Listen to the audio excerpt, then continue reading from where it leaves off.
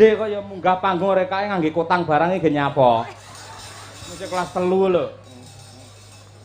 Ayo macak yo bareng karo sinden.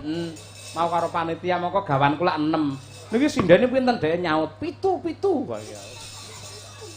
Sampeyan saiki pengen nembang apa jajal pamerno ning pasean kene. Ayo, pengen nembang apa? Bebas sing kira-kira sampean apal, sampean seneng. Ayo. Apa? Kedanan. Apa? Kedanan. Sik 3 SD wis kedanan sampean lenggah ning pasean Jatiroga kene. Ayo. Wah, nggih, saderengipun kula nembang, saestu kula badhe matur Bapak Ibu. Dalu menika kula sak kanca dados remen bangga bombong panjenengan timbali nglipur wonten mriki Bapak Ibu. Nyawang kawontenanipun warga masyarakat sami guyub rukun Pak Dalang. Leres. Grapyak ramah tamah gotong royong boten ketinggalan. Contone wau sonten nalika jenengan rawuh mampir salat maghrib teng masjid terus dipun ampiraken wonten dalemipun Pak Lurah. Piye, Pak Lurah kalih Bu Lurah Pak Dalang ya Allah. Grapyak ya? Upoh grapyak semana atur Pak Lurah mboten celuthak Pak Dalang. Iya. Saestu. Monggo Bu Kesi, Bu Lurah ngoten. Monggo Bu Kesi, Pak Lurah ngendikan ngoten. Monggo Bu Kesi dipun nunjuk, monggo dipun dar. Monggo durungane apa-apa lho. Saking gupuhe. Ah iya, saka gugupe nganti kaya ngono kuwi lek ngormati tamu. Ning saestu Pak Dalang, kula remen sanget dalu menika saged pepanggihan kalih warga masyarakat pasean mriki. Senadyan to piyayinipun piyayin dusun, nanging semangat luar biasa. Guyub rukun kekompakanipun anggenipun nanggap wayang nyatanipun direwangi urunan ya Allah matur suwun. Swadaya. Bapak Ibu, kula caosi prisa nggih. Tiang menika menawi ikhlas lahir batin napa malih kersa urunan nanggap wayang niku naminipun sedekah. Nggih napa mboten? Piyai yen kersa sedekah tur ikhlas insyaallah ganjaranipun dipun tambahi rezekinipun kalih Gusti Allah. Amin. Ngoten niku Pak Dalang. Aku kaya Ustazah Karisma ya. Wis apik sampeyan malan ya. Wis kaya ning Umi Laila apa ora? Iya. Lah mula didongake gandeng para warga masyarakat pasean kabeh padha kepareng swadaya nyengkuyung mergo sing duwe hajat, sing duwe gawe sedekah bumi iki ora mung Pak Lurah, ora mung perangkate, ning kabeh para warga masyarakat. Ya muga-muga sing kepareng berpartisipasi bapak-bapak yang dados petani mugi-mugi panenipun saged lancar lan sukses Allahumma. Amin. Ngono kuwi. Para-para ingkang dagang, ingkang bikak warung, buka apa kuwi kelontong, mugi-mugi anggenipun dodolan pinaringan laris batine akeh kebak berkah. Ngono. Amin. Ingkang dados pegawai negeri mugi-mugi ndang munggah pangkate, naik gajine. Ingkang dados pengusaha usahane lancar batine ya melimpah ruah. Ngono. Amin. Ingkang dadi tukang tambal ban mugi-mugi akeh ban bledos ngono Bu. Amin. Ayo. Ya iya no, yen mengko sepeda motor utawa mobil utawa ontel iki nek sing bledos ya mengko tambal ban ora entuk sandang pangan. Ayo. Adile ya kudu ngono, sekali-kali ya bledos ning bledos sing tingkat ringan wae ora usah bledos sing mak dhuwur ndak usah alon-alon. Nggih. Mula kabeh wis ditata karo Gusti Allah, kabeh mesti ana gunane. Aja kok mung tukang tambal ban, nuwun sewu. Nyamuk kuwi lho enek gunane. Yen renek nyamuk apa baygon iso payu. Lah ngono kuwi lho. Keadilane Gusti Allah nganti kaya ngono kuwi. Ayo. Nyamuk. Eneng meneh. Apa? Kok nganti ora ana wong bakul Apa? kuwi lho sing ning Alfamaret kuwi lho. Heeh, terus? Sotek. Lambemu iso njujuk teko kono ora. Loh, iya no kuwi penting vital banget kok Ah iya, Mula ya kaya ngene agungane Gusti Allah, kaya ngene katresnane pangeran karo kabeh para titahe kabeh, maha welas, maha asih, dasare ora pilih kasih. Lho, ngono kuwi. Nggih, Pak Dalang. Nyapa ora yoga-yoga kok guyu kenapa? Ayo aku mbayang nih biasanya yang kon tuku aku ayo. Do lali lho Pak ning Indomaret sing enek sayape ngono. Loh, nyuwun sewu Pak Dalang, itu adalah wujud kesetiaan dan perhatian seorang suami kepada istri. Oh iya no. Senadyan tok, mungkin kadang-kadang ibu-ibu itu repot ning omah masak, ngopeni anak, didik anak. Delalah kok kepepet, Pak, nyuwun tulung kowe sampean ning Alfamart apa ning toko titip tukokno sayap kae lho, Pak. Nah, iya. Ora apa-apa. Ayo kene lek omong mlipir-mlipir lho. Kita sama. Ono langsung deyes. Nggih. Tuban kuwi kondang ya kuwi kota belakange saka kota Tuban. Nah. Nggih. Tegese kene uga iso diarani kota sinden. Si Diajeng Candramulya larise kliwat ukur kaya asline ya bocah kerek Tuban. Iki duwe generasi cah cilik iki si Ayu iki ya calone ya menjadi sinden hebat iki ya kok Tuban. Nah ngono kuwi. Nggih, Pak Dalang. Mau mongko aku wis matur lamun to sing jenenge agama karo budaya iku ora bisa pisah. Buktine kaya Pak Inggi kaya Pak Lurah kuwi kabeh dirangkul acara dalam rangka sedekah bumi, parade hadroh ya ditindakake ya didukung, sing jenenge orkesan ya didukung, wayangan ya disengkuyung kaya ngono kuwi. Nggih, leres Pak Dalang. Heeh. Lan wawi bibu sonten ingkang pikantuk amplop hadroh wau, mbok jane kersa ditampilke wonten mriki. Mbok kula pengen ngertos pripun kiprahipun hadroh wonten pasean mriki. Gayeng. Sing pentinge ora malah ibu-ibu kuwi. Ning malah Pak Lurah. Ayo, Pak Inggi. Panjenengan iki kepala desa yang baru. Nembe dipun lantik tanggal 27 Desember. Nah. Mula men memberi klarifikasi kepada warga masyarakat bahwa beliau itu bukan kades yang fanatik. Lha kuwi.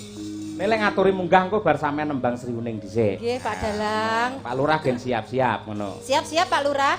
Mbok menawi kersa kalih kula duet mriki Pak Lurah. Pak, enggak, lek mboten wani jenengan kula papak mriku. Wong piyayine kuwi lho gedhe dhuwur, ireng kaya Raden Werkudara, brengose nyopros. Sik to, kowe muni irengmu lho ora penak. Lurahannya ireng. Kenyataanipun nggih ireng ning ireng manis ngoten lho, Pak. Nggih. Ngoten. Masa jireh karo sinden, Pak, kula mboten galak. Wau kalih Pak Ketua Panitia kula pun diparingi nanggal. Ibu Niken Sukesi. Iya. Makasih. Mula jogetmu kudu ngebar lho engko ora. Ayo. Mboten saged. Ayo, Monggo Pak Inggi, ayo Pak Mat mriki sekedap mawon, Pak. Ayo. Men wargane seneng, men para warga masyarakat marem lega atine. Ya. Monggo Pak Inggi, dedek. Slindre sanga. Neneng. Terus Pak Inggi semangat, para penonton nyuwun tepuk tangan untuk Pak Lurah lho. Hebat lho. Ya Allah, lebih bagusnya kayak ngeten lho, Pak. Gagah, gede dhuwur, ireng manis, kados Raden Werkudara.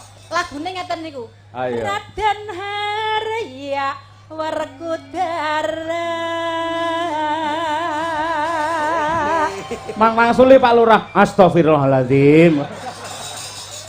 Lagi iki enek lurah diperkosa sinden iki. Loh, harus Pak Dalang. Sekarang itu Pak Lurah itu adalah tokoh publik yang beliau harus tampil di depan warga masyarakat untuk menyampaikan visi misi, aspirasi, ide-ide supaya warga masyarakat ini dadi semangat nyambut gawe guyub rukun. Nggih napa mboten Pak Lurah? Nggih niki cedhake mike ya Allah. Mike ampun teng isor mangke malah gede kalih musuhe. Ayo. Nggih, monggo Pak Lurah. Monggo Pak, paling seru Pak, nggih. Monggo. Beh aku dilirik Pak Lurah terus ya ampun. Lah mergo wedi kalau Bu Lurah, awas nganti aneh-aneh rak bukakne lawang ya.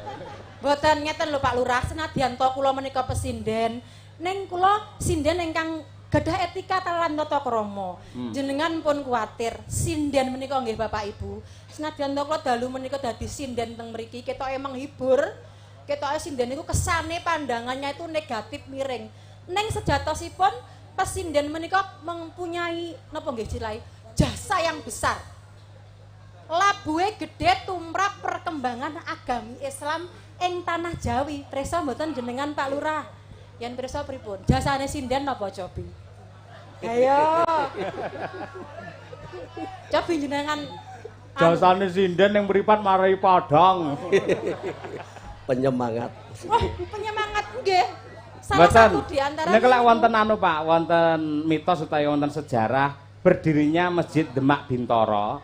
Menika lek mendhet kayu jati dari Bluro to Pak.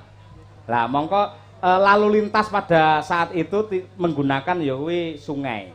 Tegese kayu dicemplungke banjur manut iline toya kala wau kentir dumugi ing Demak. Ngono. Masjid Demak kan kayu ingkang dipun dados saka gurune Masjid Demak niku kan saking Randu Blatung Bluro. Menika jaman semanten dereng enten transportasi darat, bus truk dereng enten, sepur dereng enten. Niku dikelekke lewat Kali Bengawan Solo. Lah mongko kayu niku wau gelem mili yen ditembangke kalih nggih kentir. Gelem kentir yen ditembangke karo gendinge sinden ya kuwi lagu ilir-ilir. Nah, mungkin kula tembangke Pak Lurah. Ngoten. Dados sinden niku saged ngenteraken kayu akhiripun dumugi wonten ing Masjid Demak lan dugi sakmenika dados tunggak sejarah perkembangan agami Islam wonten ing tanah Jawi. Menika ngoten Pak Dalang. Ora mung kayu jati sing iso kentir. Lek Pak Lurah hati-hati Inggi Lurah bareng iso kentir lho kali sinden Pak. Hati-hati lho Pak niku. Nggih. Niku. Nggih. Pak Lurah monggo ngendikan. Napa ngoten lho Pak? Tegesipun lak wonten swanten ku yen sing dadi lurah ki Pak Mat iki aja-aja ora wayangan, aja-aja ora apa kuwi jenenge anak sedekah bumi. Kinten-kinten pamanggen jenengan sedekah bumi wayangan ngeten iki bertantangan kali agami napa mboten? Lah iki meni pas nyuwun sewu. Semenjak kula pada waktu silaturahmi wonten warga nggih, Presiden. Salah satu warga tanya begini, seandainya Pak Ahmad jadi kepala desa, katanya yang ada dihilangkan. Tapi saya ya Masya Allah, itu kan istilah tinggalnya wali Allah Sunan Kalijogo. Dakwahipun yang niku liwat pewayangan. Wadal semonten Sunan Kalijogo pados jamaah dijak ijazah salat berjuang wonten tanah Jawi niku kirang berhasil. Lah kebetulan itu punya kegiatan hiburan yang nama pewayangan. Piyambakipun berjuang wonten agamisan siar agamisan wonten tanah Jawa berhasil pun lewat pewayangan. Nggih. Niku sak ngertos kula. Duka leres duka mboten termasuk tinggalipun waliullah nggih Sunan Kalijogo. Makanipun kula wonten salah satu warga mengatakan seperti itu, saya nggih Masya Allah nebah dodo Pak.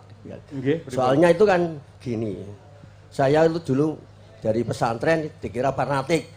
Padahal kemarin ada salah satu pemuda, Pak Egi tolong saya akan menghibur masyarakat, menghibur bagaimana lewat orkesan. Monggo, sementing aman, tentang tidak ada hal apa-apa. Alhamdulillah orkesan ya aman. Kedua, untuk ibu-ibu grup Yasin, jamaah Yasin Tahlil, dan untuk anak Ibnu ingin mengadakan parade hadroh. Itu saya monggo, kalau demi kebaikan desa kita ndak masalah, monggo silahkan. Nggih, ngoten niku Pak Dalang, sesaged kula sampeyan pun jelas, iki pun termasuk visi misi kula Bu Sinden. Luar biasa Pak. Nggih tegese jenengan lengkap. Ingkang dipun dukung mboten namung piyai sepuh sing seneng wayang, mboten namung nom-noman, nyatanipun para pemuda nggih dipun paringi hiburan wujudipun dangdutan, ibu-ibu dipun paringi ajang wujudipun hadroh. Niku sangat luar biasa.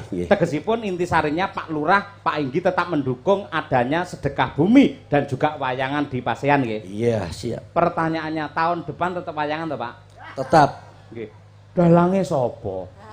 Insya Allah Cahyo Kuntadi malih. Amin ya robbal alamin. Jeneksen jagat saisine tok tok tok tok.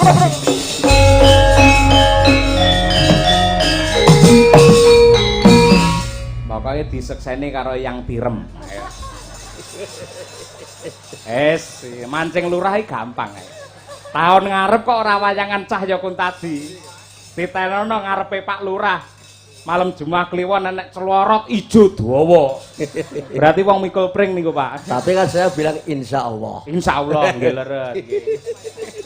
Ben positif niki dalu niki jenengan kula panjeri kangge tahun ngarep, Pak. Malah panjer iki. Ya ngersakaken ilir-ilir riyen napa pripun? Tembang karya para waliullah. Nggih. Ning jenengan pinarak mriku riyen. Nggih. Nggih. Mangke bar ilir-ilir jenengan saged mandhap melih Pak Lurah. Ngoten. Ya, hebat. Apa ya linggo, Pak? Ya.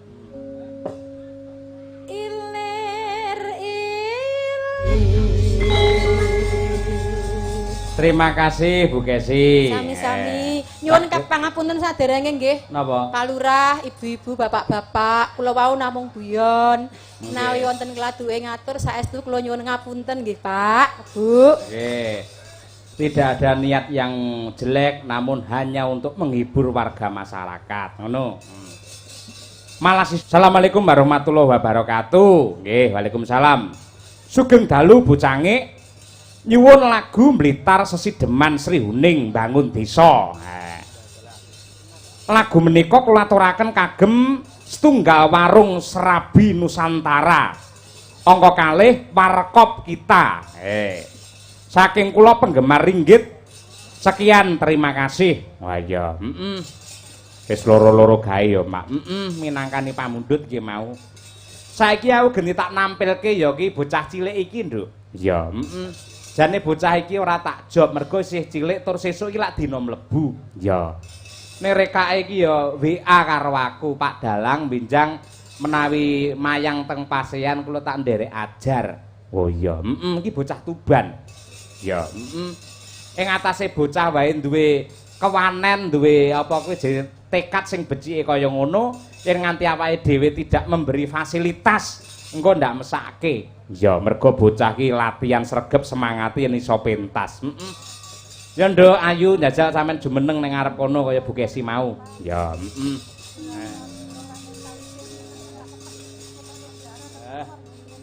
Cah Tuban. Tuban iki genah jos. Jenenge Wali Songo mligine Njeng Sunan Kalijaga ki ya saka Tuban. Ya, Pahlawan Sri Huning ya Tuban. Biyen nalika tentara Tartar di bawah komando Kaisar Kubilai Khan ninggalke tanah Jawa nalika semana kuwi ya lungane ya saka Tuban kene. Ha ya kalahe karo tuwak Tuban biyen. Ngono kuwi. Nduk ayu, Assalamualaikum. Nggih, Waalaikumsalam warahmatullahi wabarakatuh. Sampean watuk to? Nggih, pilek. Pilek. Nggih. Pilek kok nyinden nyapa lho. Mbok ning omah bubuk ngono lho. Ngopo kok pilek kok pengen nyinden? Nggih. Lah yo nggih apa kok nggih tok iki lho. Sebabe apa? Pengen piye? Pengene piye? Nggih, pengen dari ajar, Pak. Hah? Pengen dari ajar. Sampeyan saben ana wayang nek dalang mesti sampeyan WA pengen dari ajar ngono kuwi an. Nggih. Ngono kuwi. Sampeyan berarti niate lek ajar iki padha karo latihan, latihan iki padha karo sinau. Dadi upamane karo Pak Dalang ora disangoni karo Pak Enggi ra sangoni ra masalah ya. Nggih. Nggih. Nggihmu karo menteleng. Kula ikhlas lahir batin, Pak. Iya, syukur ngono kuwi.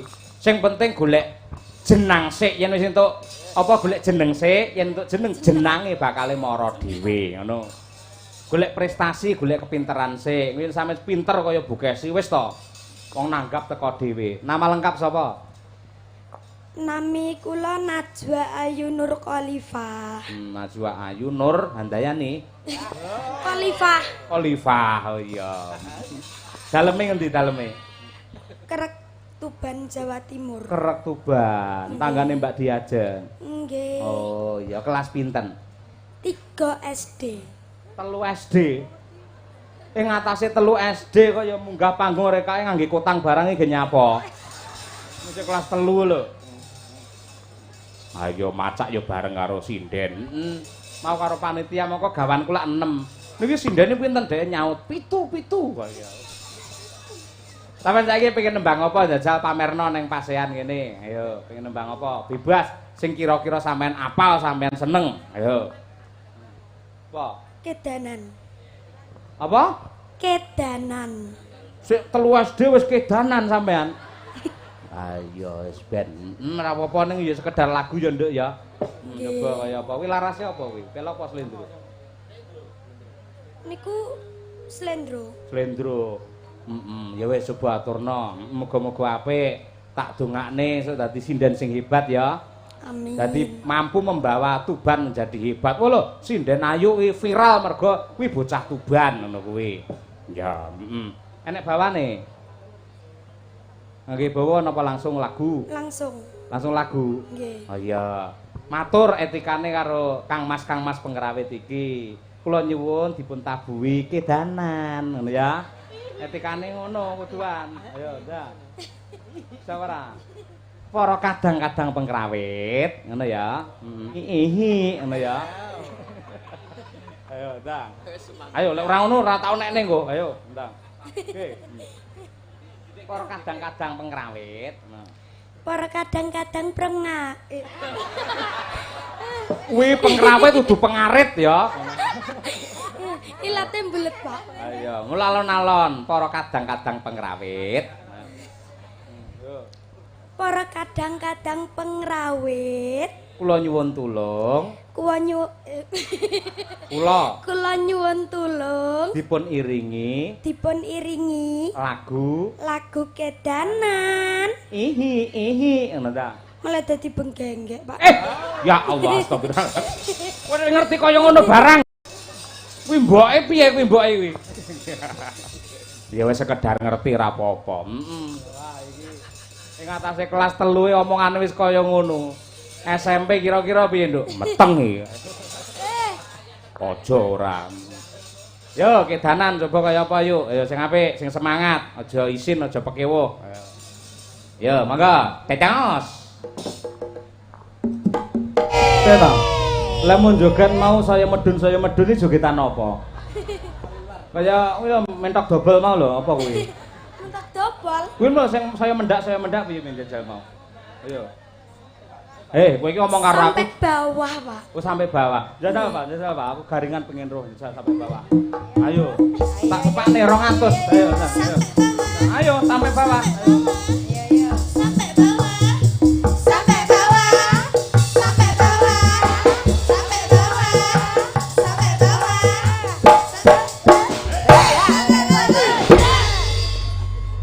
Kowe tok iso kaya ngono barang sing marahi sapa? Nggih, belajar, Pak. Belajar. Oh alah, Nduk ya iso sampai bawah lho. Megal-megal mongko sik SD rung dibokong lho iki ora. Iya. Nek semangat. Nela. Tutukno neh, ora apa-apa. Ayo. Tak rewangi pake. Tepuk tangan untuk Ayu luar biasa iki. Nuwun. Semangate. Iki pira? Cek. Piro? 100.000. Mripatmu awas men. Karo dhuwit eruh ae. Sampeyan niate belajar apa golek dhuwit? Belajar. Berarti ora butuh dhuwit. Nggih butuh. Oh butuh. Kira-kira lek karo Padalang diparingi dhuwit nggih apa? Kae nyelengi, Pak. Nyelengi. Apa nang omah duwe celeng kowe? Ditabung, Oh ditabung. Ayo. Kira-kira 100 karo 200 milih ndi? 200. Kowe wis mater men wis cilik. Ya jupun dhewe nya. 200. Ya. Nya. Dicelengi tenan lho ya. Nggih. Mulai nganti jajan sing ora-ora aja mangan basane ciki-ciki ngono kuwi. Nganggo swara ya. Ditabung ngono ya. Nggih, Pak Dalang. Oh iya nya. Kudu bermanfaat duwite ya. Nggih. Lah nganti bermanfaat apa nggih tuku dolanan sing rena-rena. Wuh. Tak seneni kowe engko. Nya. Ditabung tenan lho ya. Niat. Niat ya nyonya. Ayo. Matur sembah. Ora salamane piye? Ayo. Ora. Kuwi nggen dodo kok ganjel kaos kaki to. Ora kaya bocah kaya. Iya. Iki generasi hebat ki, Nduk. Ayo. Sampeyan ya arep nganti gara-gara. Nggih. Kuat melek. Pun biasa. Wah. Biar sinden cilik gleleng men iki ora. Ayo. Luar biasa ngene tek. Apa kuwi gelungane kaya takir kok gleleng men ae. Gelungane delok mbak-mbake lho apik bunder kaya ban Vespa sampean kaya takir. Hei. Malah kecilian sirah, Pak. Kecilian Kecilian sirah. sirah. Nggih. Malah gedean gelungane ketimbang sirahe. Kowe barang entuk 200 sama ngamuk lancar. Ah, ya cita-citamu pengen dadi apa, Nduk? Sinden sukses. Wah, sinden sukses. Nggih. Kaya sapa? Nggih. Ibu-ibu waranggana niki. Ibu-ibu waranggana. Nggih. Pilih salah siji. Pengenmu kaya Bu sapa? Bunda sukses. Pengen dadi dosen apa dus gembel? Niki. Ayo amin amin. Penting belajar terus ya, Nduk ya. Nggih. Ayo, sip. Nggih, terima kasih. Ayo. Yo, berikutnya. Genduk Umi Hafifah, tumpake sepur men jumeneng. Ya, ya mudhun, Nduk. Cedaos.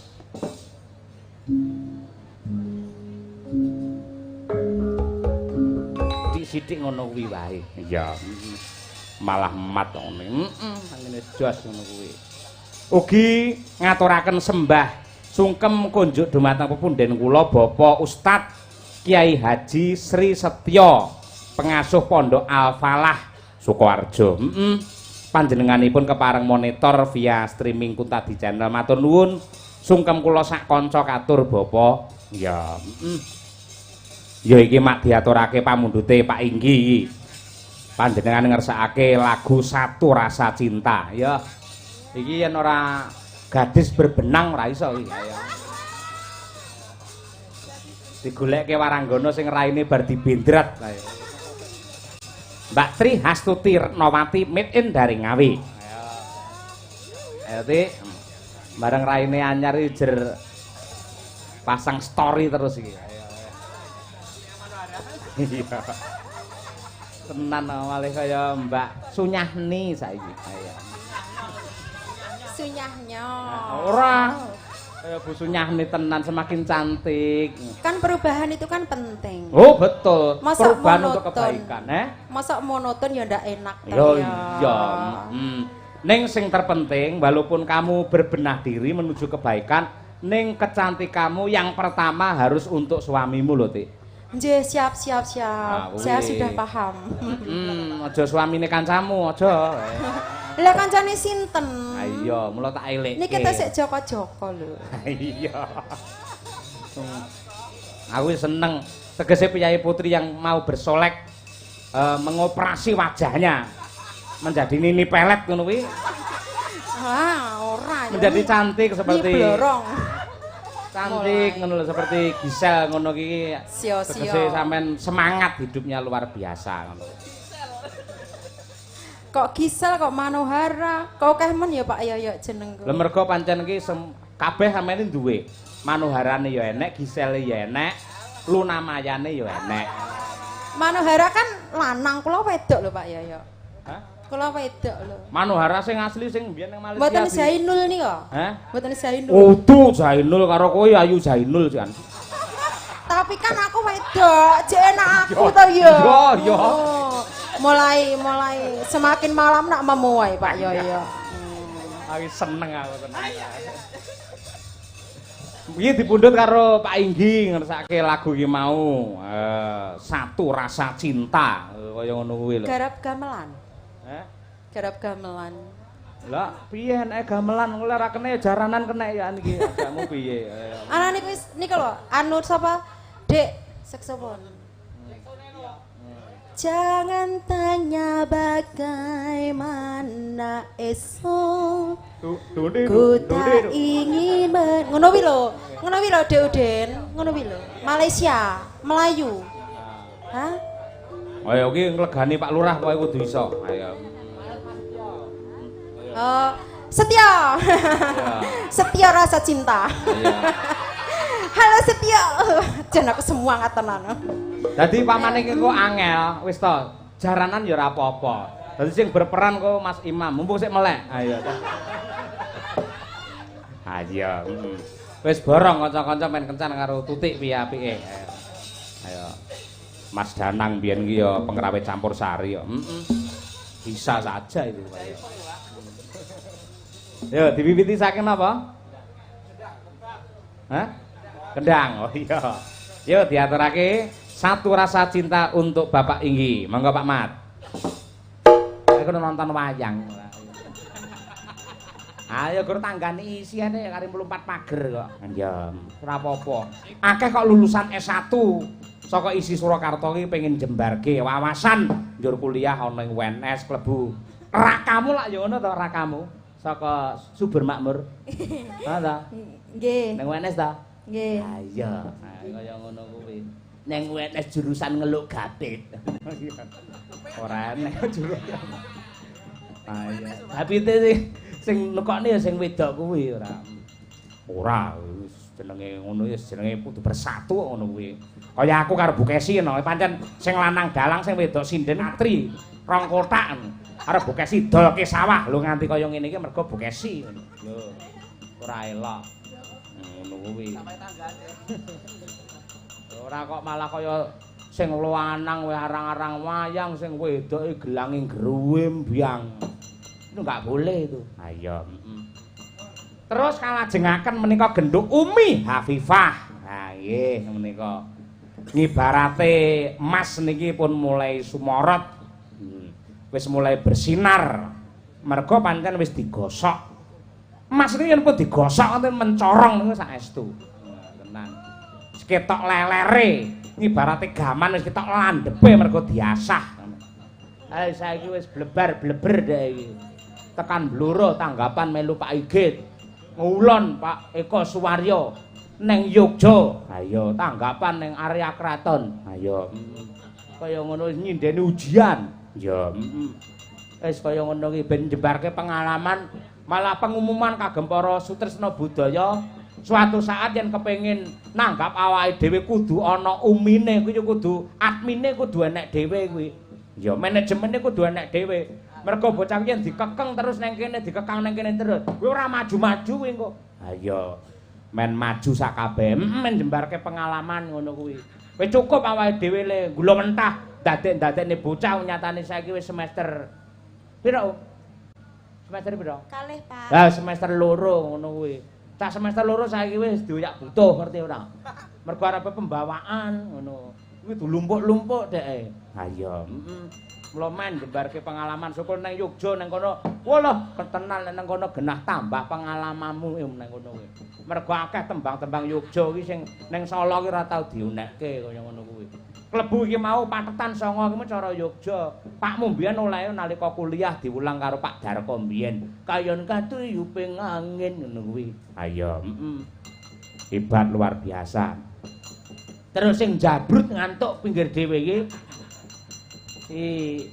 ya kuwi genduk ayu. Wah ya, Ayo ngaturke tembang sawetara terus. Nggih, monggo. Diaturake setunggal mboko setunggal ngibarate wong mlaku nang saka ondak-ondakan ngisor saya munggah ngibarate mesin adem saya anget terus saya panas. Diaturke sawetara. Iki mau sing nembang ya kuwi genduk Wanda. Wah ya, Wanda. Bocah iki ya ngene iki sing apik. Serakake tingkah. Bocah iki pasang story ora tau kok kuwi, tenan. Kuwi wajahe dipoto cepret dadi hai guys ngono ora tau. Ketoke selamat pagi guys ngono janjane pamer rai ngono jan ora tau kok Dek. Ayo. Lho ya, mula piyayene lembah semanah, ayune ya lahir batin cara wayang ngono ya Dewi Drupadi. Ha iya, Neng main dadu digelandang Dursasana. Ayo. Wanda. Ya nduk ndak nembang. Nah, coba kaya apa? Tak nyuwun. Nah, cobi Mas. Larase pelok patete barang. Iki kangen karo gamelan ijo. Ayo. Wis diteleki pitik iki. Ayo. Ditokke iki. Ayo. Nah. Oleh suarane pancen apik iki. Kyai Berkah. Slamet iki pancen suarane bergas gamelan ijo. Oh, nek mencerete apa ki sing jenenge elegane yen disawang iso kalah karo gamelan ndopo le. Ayo tenan. Dasare ngau sing nyerpis aku sing dandane aku. Piye?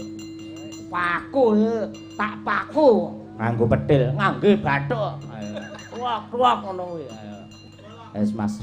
Raja Mala kuwi. Tenan. Aku karo pamit sisan karo kanca-kanca apa ketoki sasi ngarep wis ora melu nabuh meneh. Mergo iki entuk proyek iki gamelan iki 10 set iki. Ayo, Arepe tak nggih ngedekne ndapa sing saka gurune gedene iki 30-an. Ayo. Nggih ngebrui bojone kuwi arep Mas Daryanto lho. Ayo. Oh. Kenapa sampean? Dadi ati mawon nggih, Pak. Oh, bagus itu. Hati. Apik iki. Suwe ra krungu ya? Kabeh suwe ra krungu ora. Lah ngono jumeneng ndak, Wanda? Ayo. Wah. Anda saka Ngawi iki bergas bocahe. Bawane apa Asmarandana apa Gandang Kula apa ndak?